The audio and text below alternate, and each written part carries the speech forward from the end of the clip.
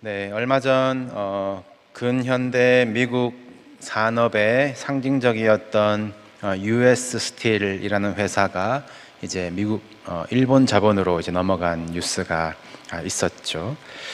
1, 2차 세계 대전을 겪으면서 이 미국이 세계 패권 국가가 될 수 있었던 배경으로 철강 그리고 군수 물자의 압도적인 생산력 덕분이었다라고 배운 적이 있습니다.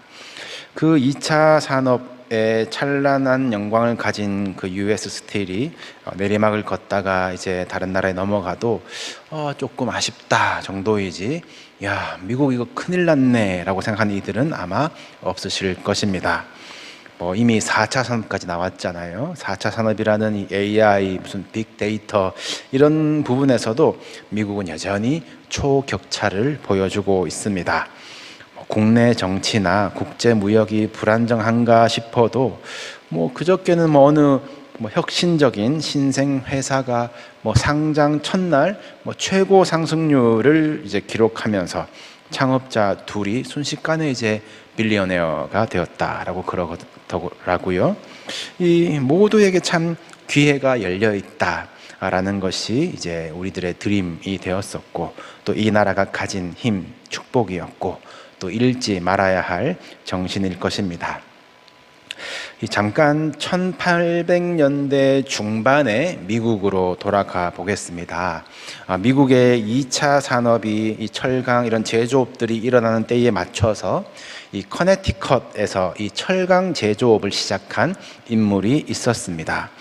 지나간 역사로 비춰보면 이때 철강업을 시작했으면 아주 기회를 잘 잡은 사업이죠.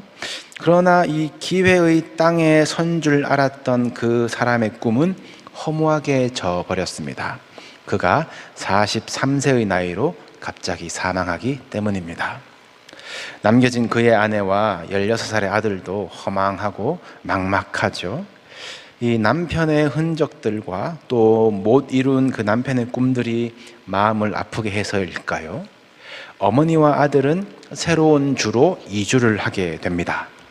당시에는 자녀들을 많이 낳았었는데 이 가정에는 딱 외동 아들이네요. 미국이라 한들 이 과부로 살기 쉬웠겠습니까? 사회적 활동이나 투표권도 제한되던 시대였습니다. 그러나 이 홀어머니는 정성을 다해 아들을 키우며 결국 그 아들을 예일대로 보내죠. 그리고 그 아들은 예일대 졸업 후에 콜롬비아 의대를 졸업하고 의사가 되는 것으로 보답을 합니다. 어머니가 얼마나 기뻤겠어요? 아들도 이제 굳이 어머니가 계신 그 도시로 돌아와서 전문의로 개업을 하고, 이제 이 가정도 성공의 기회를 잡은 듯한 그때에 아들이 장티푸스에 걸려서 사경을 헤맵니다. 그리고 겨우 살아나요. 그런데 아들이 나를 살려주신 주님께 자신의 인생을 드리겠습니다 서원하면서 선교사가 되겠대요. 그것도 어딘지도 모를 나라 조선에 가겠답니다. 조선이요? 조선 당시 국제 무대에 알려졌습니다. 프랑스 가톨릭 선교사 9명의 목을 잘라 죽였어요. 프랑스 함대가 보복 공격으로 강화도를 침공했습니다. 미국의 상선인 제너럴 셔먼호가 대동강 따라서 평양에 들어갔다가 조선 사람들의 공격에 배가 불이 타서 전원 사망합니다. 사실 상선을 타고 조선에 들어오려던 토마스 선교사님이 불타는 배에서 뛰어내려서 조선 땅 한 번 밟아보고 칼에 맞아 순교하세요.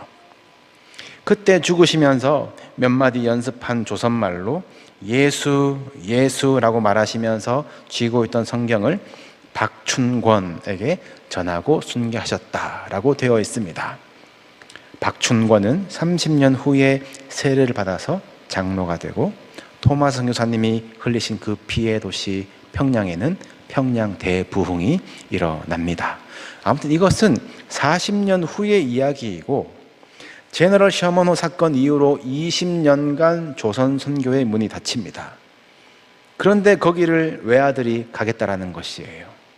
어머니의 마음이 어땠을까요? 어머니의 신앙도 좋으셨다라고 하지만 마냥 감사가 나왔겠습니까? 1885년이었습니다. 당시에 평균 여성 수명이 50세를 안 넘었다라고 되어 있더라고요. 근데 이 어머니는 이미 52세예요.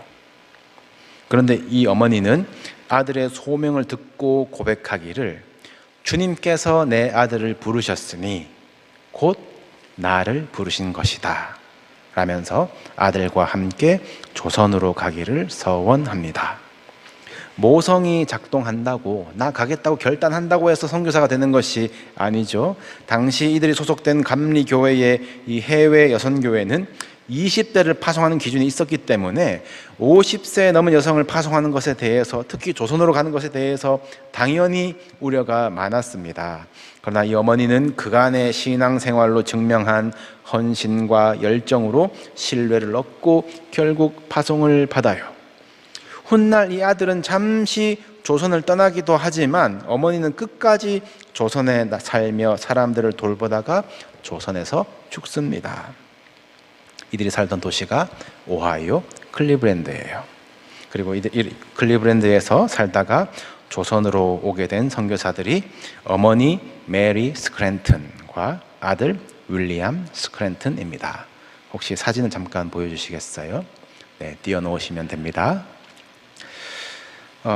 잠깐 다음 슬라이드를 한번 보여주세요. 왼쪽에 보이시는 토마스 선교사님이 성경을 전달하시고 순교하셨지만 바로 순교하셨던 선교사님이시고요. 그러니까 뭐 공식적인 선교 활동을 하셨다라기에는 조금 무리가 있고, 그리고 20여 년간 닫혀 있었던 선교의 문을 연 사람이 오른쪽에 보시는 호레이스 알렌이라는 선교사님이십니다. 선교사라고 들어가시지 않았어요. 나는 의사입니다 라고 들어가셔서 왕실의 의료를 담당하셨습니다. 제중원이라는 곳을 세우셨죠. 그래서 교류가 이어지고 신뢰를 회복하는 그런 마중물의 일을 하셨습니다. 참고로 알렌 선교사님도 오하이오 델라웨어 출신이십니다. 그리고 그 1년 후에, 알렌 선교사님 1년 후에 다음 슬라이드 보여주시겠어요? 아펜젤러 잘 아시죠? 그리고 언더우드 선교사님, 그리고 다음 슬라이드 또 있습니다. 네, 이건 계속 열어놓으시면 되겠어요. 그리고 스크랜튼 어머니와 아들이 차례로 조선에 도착을 하고요. 그래서 1885년을 조선 선교의 원년으로 보고 있습니다. 올해가 140주년이 되죠. 언더우드는 장로교 선교사님들, 그리고 아펜젤러와 스크랜튼 모자는 감리교 선교사님이고요. 더욱이 어머니 메리 스크랜튼은 최초의 여성 선교사님이십니다. 아들이 1885년에 2달 먼저 조선에 도착을 합니다. 그는 미국의 최고 명문인 예일대, 그리고 콜롬비아 의대를 나온 엘리트잖아요. 그가 마음만 먹었다면 그도 조선의 왕실들과 양반들을 상대하면서 상류층으로부터 시작하는 선교를 상대적으로 편히 할 수도 있었을 것이에요. 실제로 알렌 선교사님이 왕실병원 제중원을 통해서 길을 열었고, 아펜젤러 원도드는 배제학당, 배제고등학교죠. 그리고 경신학교, 연세대학교죠. 그런 고등교육기관과 교회를 만들어서 사회의 리더들을 세워갑니다. 정말 귀한 사역들이죠. 그런데 스크랜튼 모자는 좀 다른 길을 갑니다. 그들은 민중 속으로 들어가요. 먼저 아들 윌리엄 스크랜튼은 서울 정동에 자신의 사비를 털어서 병원을 열었습니다. 여기는 철저하게 가난하고 소외된 백성들을 위한 병원이었어요. 훗날의 고종이 여기를 은혜를 베푸는 병원이구나 라는 뜻으로 한자 베풀 시자를 써가지고 시병원이라는 이름을 붙여줍니다. 그런데 윌리엄은 정동만 있지 않았어요. 당시 전염병이나 한센병 때문에 서울 사대문 밖으로 쫓겨난 이들을 찾아갑니다. 당시 가난한 지역이었던 남대문, 동대문, 애호계에 시약소라는 이름의 진료소를 열었어요. 우리 한국의 전통과 기술, 문화는 참 자랑스러워왔고 지금도 얼마나 자랑스럽습니까? 그런데 당시에 민간에서 병을 대하는 수준이라고 한다면 참 미신에 의지하고 또 비과학적인 것들이 많았죠. 동물이나 진해를 삶아서 어떻게 한다던가, 아니면은 이렇게 변을 사용해서 병을 대했지 않습니까? 더 위험했었어요. 이 전염병이 한번 돌았다면 속수무책으로 죽어가던 시기였습니다. 윌리엄 스크랜튼은 그 질병의 한복판으로 뛰어 들어갔어요. 그러나 또한 분명했던 그의 목표는 몸을 고치는 것을 넘어서서 그들의 영혼을 고치는 것이었습니다. 윌리엄이 편지로 남긴 정신을 보시면 우리는 의술로서 그들의 마음의 문을 열고 그 후에 생명의 말씀을 전한다. 이것이 윌리엄의 모토였습니다. 그의 진료소는 이렇게 치유의 공간이자 복음이 선포되는 작은 교회들로 자라기 시작했어요. 그렇게 그의 진료소를 중심으로 세워진 예배 공동체가 사대문 밖의 최초의 교회, 남대문의 상동 감리교회와 동대문 감리교회입니다. 낮은 곳에서 민족들을 일깨워가는 것이에요. 여러분, 이준 열사 들어보셨습니까? 일본의 부당함을 알리기 위해서 당시에 유엔 회의라고 할 수 있는 모임에 파견된 인물이에요. 이 사람이 상동 청년회 소속이었습니다. 상동교회 담임 목사와 전도사는 민족 대표 33인에 합류합니다. 독립운동가 이회영 가문도 상동교회 교인이었어요. 동대문 교회에서는 여성들을 위한 부인 병원이 세워지고 최초의 여성 의사가 양성됩니다. 예수님께서 공생애를 시작하시면서 가난한 자에게 복음을 전하게 하시려고 나를 보내사 포로된 자에게 자유를, 눈먼 자에게 다시 보게 함을, 눌린 자를 자유롭게 하고 주의 은혜의 해를 전파하게 하려 하심이라 라고 하셨는데, 이것이 실제적인 포로, 맹인, 눌린 자들을 말하는 것만 아니겠지요. 가난의 포로들, 교육을 받지 못해 보지 못하는 자들, 신분과 출신의 이유로 성별로 눌린 자들을 자유롭게 한 복음이 아니었겠습니까? 특별히 이 어머니 메리 스크랜튼은 아들보다 더 깊은, 부르심은 자기가 늦게 받았는데 더 깊은 사회적, 영적 억압에 눌린 이들을 향해 나아가기 시작했어요. 바로 조선의 여성들을 향해 다가갔습니다.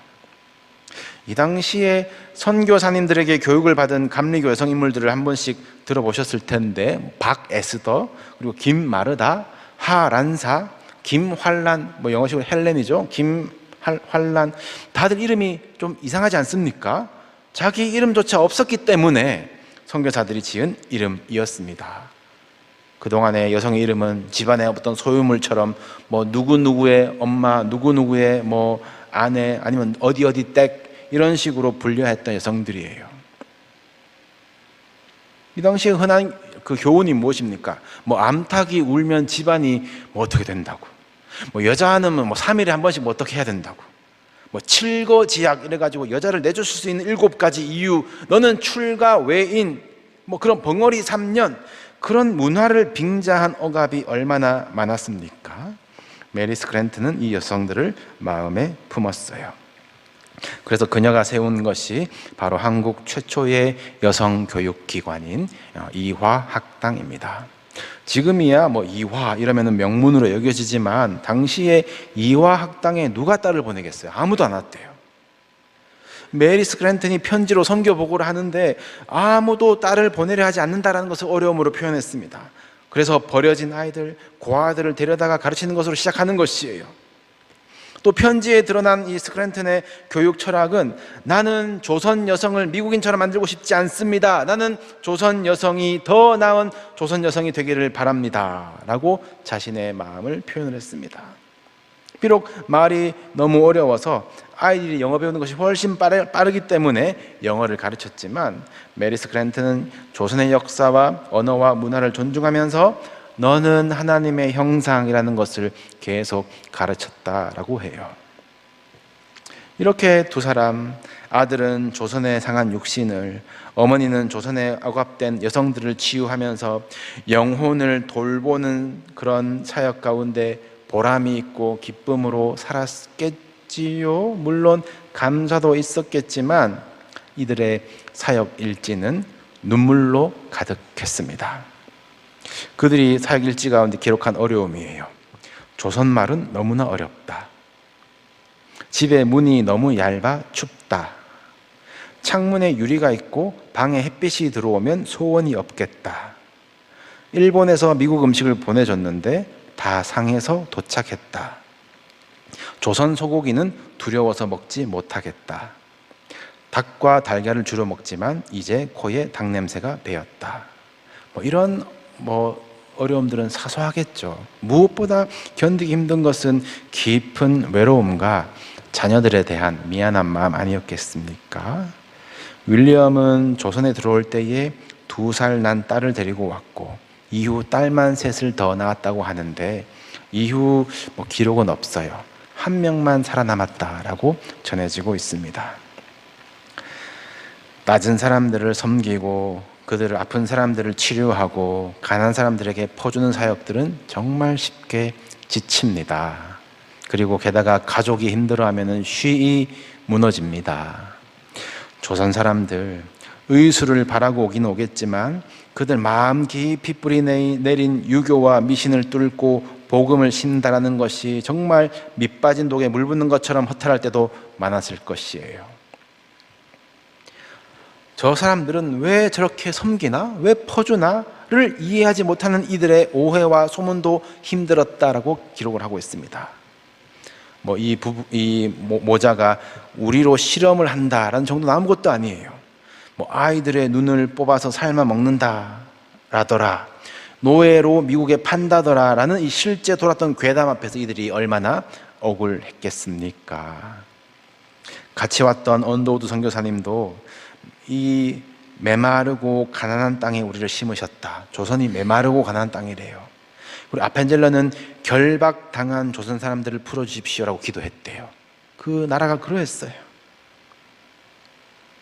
그 나라에 함께 온 모자 메리 스크랜턴과 윌리엄 스크랜턴은 어떤 열매를 볼 수 있었겠습니까?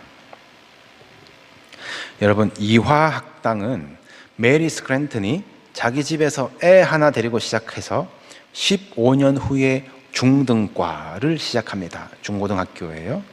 학생 수가 80명이었대요. 대단하다 할 수 있지만 15년 열심히 가르치고 세워왔는데 80명? 글쎄요.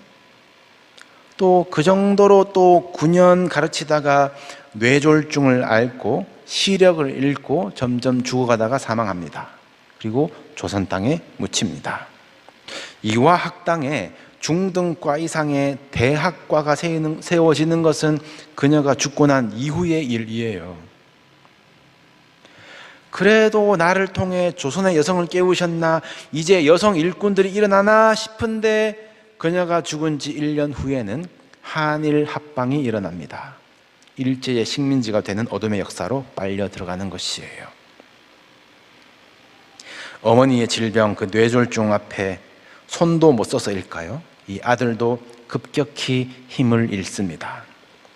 그리고 그는 선교사직을 사임을 하고 의사로 개인적으로 활동을 하는데 그런 무소속으로는 후원 단체 없이는 한계가 있지요. 그의 고생과 눈물이 담긴 그 시병원은 갑자기 릴리안 해리스 메모리얼 하스피탈이라는 데와 통합되어 버립니다. 참고로 이 릴리안 해리스는 이 조선의 의료 선교사로 작정하였으나 가지 못하고 25세 죽는 이 여성 의사이거든요. 이제 그를 기념해서 조선의 병원을 세운 것이에요. 그래서 이제 합쳐버리는 것이죠. 이 후원 단체에서. 또 참고로 이 릴리안 해리스도 오하이오 신시내티에서 공부하신 분이십니다. 이때 윌리엄의 마음이 어땠을까요? 지친 것인지 실망한 것인지 결국 그는 1917년 일본으로 가서 거기에 있는 제일교포들을 섬기다가 그곳에서 죽고 일부 유해가 조선에 돌아와서 어머니 곁에 묻힙니다. 이들은 조선에 왜 와서 그 고생을 할까요? 하나님이 부르신 대로 순종하며 남들 살려보겠다고 찾아가고 붙들고 끌어안아도 자기 어머니도 고치지 못하는 그 아들의 무력감을 누가 채워줍니까? 아들 따라 외아들 따라 태평양 건너와서 더 나은 조선 여성이 되길 바란다 순전한 마음으로 섬기며 인내하였지만 여전히 차가운 시선, 여전히 풀리지 않는 여성들의 억압을 남기고 눈을 감아야 했던 어머니는 누가 위로해 줍니까? 주님, 우리가 이 모든 것을 버리고 이곳에 왔는데 우리가 전하는 이 사랑을 누가 믿어준단 말입니까? 주님, 이 땅에 정말 소망이 있습니까? 그들의 삶 자체가 오늘 본문 말씀처럼 주여, 우리가 전한 것을 누가 믿었습니까? 라는 간절하고도 외로운 질문이었습니다. 오늘 함께 읽으신 본문의 이 고독한 질문을요, 이사야도 했대요. 이사야도 주여, 우리가 전한 것을 누가 믿었습니까? 그리고 800년 후에 바울도 또 하고 있어요. 주여, 우리가 전한 것을 누가 믿었습니까? 아마 스크랜튼도 아펜젤러도 언더우드도 수도 없이 했을 질문이었을 것입니다. 이 질문은 140년 전 조선 땅에서 울며 기도했던 그들의 탄식이자 어쩌면 우리도 우리의 가정과 일터에서 흘려야 되는 우리의 눈물일지도 모릅니다. 그런 성경은 바로 이 인간의 가장 깊은 탄식, 그 무력감의 자리에서 하나님의 가장 위대한 선포와 일이 시작된다라고 말씀을 하고 있어요. 사도 바울은 로마서 10장에서 먼저 선언을 합니다. 누구든지 주의 이름을 부르는 자는 구원을 받으리라. 그런데 이것이 구원을 받으려면, 구원에 이르려면 논리적인 단계가 있다라고 바울은 말하고 있습니다.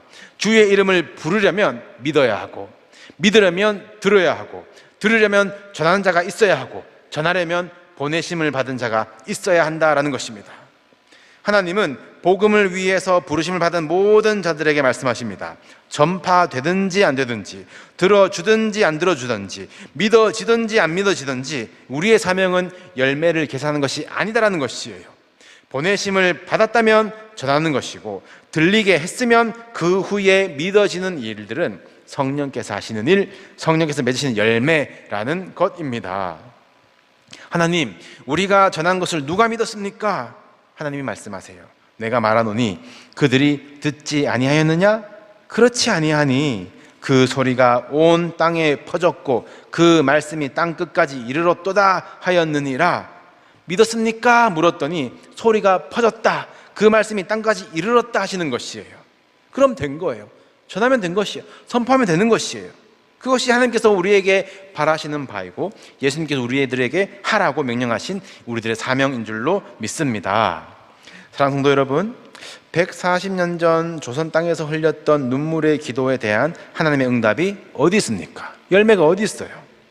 그들의 작은 소리가 온 땅으로 퍼졌다는 증거가 무엇입니까? 바로 오늘 2025년 8월 3일 신시내티 오하이오에서 하나님을 찾아서 우리의 언어로 예배자로 선 우리가 바로 그 증거인 줄로 믿습니다. 낯선 땅에서 자녀들을, 어머니를 묻어야 했던 그들의 희생을 통해서 우리에게 복음의 빛이 비춰졌고, 그 열매들로 우리 자녀들이 주일학교에서 찬양하며 뛰어노는 그 웃음소리가 바로 그 열매예요. 누가 믿었나이까? 라는 그 처절한 질문에 대한 하나님의 살아있는 대답이 바로 우리들인 것입니다. 여러분, 스크랜튼의 이 이야기는 우리를 감동시키는 그런 위인전에서 끝나지 않습니다. 그것은 우리 손에 쥐어진 복음의 바통이에요. 바통. 여러분, 우리가 품어야 할, 은혜를 베풀어야 할 곳은 어디입니까? 그 낮은 곳, 그 아픈 곳, 깨어진 곳, 눌린 곳은 어디입니까?